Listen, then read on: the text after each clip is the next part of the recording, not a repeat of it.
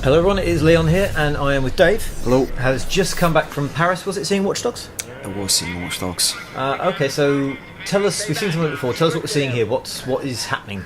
Right, so this bit is essentially, these are bases which are called CTOS systems, which is essentially Central City Operating System. Right.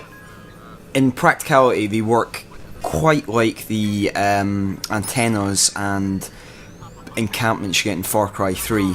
So you have several of the, many of these bases spread throughout Watch Dogs taking Chicago, and in each district you essentially have to hack one of these bases, and specifically the mainframe room found in these bases, to actually fully get all the benefits of that area of the map. It's like, so think in Far Cry 3 you have to scale that antenna to reveal what's in the map. So is the map closed off until you clear it? Is this the red section we can see on the map? Yeah, the benefits of it are closed off, so you won't be able to hack anything in that district until you hack the mainframe. So this is using, what's that device called that you've got, the handset thing? I don't think they gave a name, but essentially it's a smartphone that has many different... And you use that, so until you take these bases out you can't hack phones. Yeah, so you can't hack security cameras, or you can't read people's profiles in this district, so it's very much like exploring the city, coming across these bases, and these bases then work like the encampments in Far Cry, where you don't necessarily have to adapt. How does this bullet time thing happen here? Is that this is called focus mode, or the focus, and it's essentially a slow motion mode where they want, Ubisoft Montreal want it to act as a kind of a system that lets you multitask quite easily on the fly. So whether you're doing a hairpin in a corner while hacking a security camera, so it's designed to allow you to shoot and hack at the same time. So it just lets you process things. What sort of things can we interact with then? Because we saw then he made some cover pop up.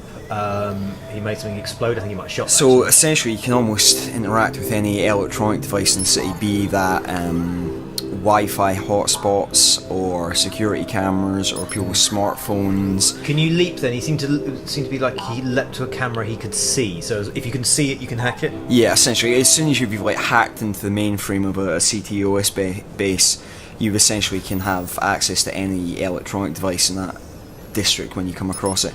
Now, we also got shown these Wi-Fi hotspots, which they almost work like platforming challenges, where you'll see essentially a line which leads up to somewhere, and you have to follow that point of sight to the kind of the mainframe box, and then when you hack into that, you can actually get access to, say if you're hacking into an apartment building, you can actually gain access to, say, people's laptops that we're seeing here. So that's essentially like the webcam in his laptop, so you can see into people's lives, and there's a certain degree of voyeurism and Big Brother going on. Do you get anything out of that, or is it just, do you just discover things? It's all like little personal stories, so you can read through their emails, and it's kind of like showing you the real personality and the kind of darker side of the site. They described it as like seeing its darker underbelly, but also seeing like lots of mundane kind of stupid little scenarios, just to give the game some personality. And how is it structured? Because we've seen a lot of what we're seeing here is that he just sort of browses through files, hacks into people's phones, discovers crimes in progress and things that are happening, and then pursues them. There doesn't seem to be any core mission at the moment. There is certainly a very pronounced narrative thoroughfare where, there are 100+ story missions which are promised,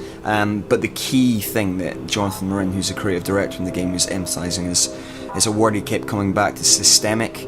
Which essentially, and I hate this word, it's all about emergent gameplay. But this is a lot of what they're showing off, isn't it? You see the previous demo, you saw the woman being attacked by the husband, and you just sort of find things as you explore. I think this is a big part of what the Disruption engine, which is the engine they built for Watch Dogs over the last 4 years, is really being tailored to, especially in next gen. It's all about creating a world where you feel like you're constantly reacting to organic events that will never play out the same way.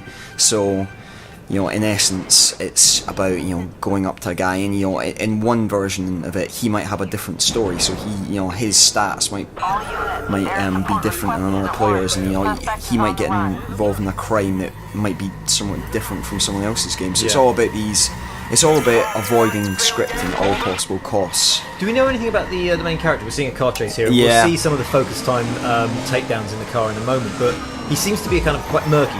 We see him saving people 1 minute and then robbing a gun store the next. What he's kind of... So it's Aiden Pierce. Ubisoft described him as like a vigilante who's a bit of a paranoid obsessive. He starts with starts off surveilling his family because he wants to protect them from an event that's happened in his past, and then that kind of paranoia stretches out from watching his family to watching his block, to watching his district, to watching his neighbourhood, to watching the whole city. So it's all kind of, it's a level of like paranoia which is all based on like hacking and the surveillance system that's tied into his family. So.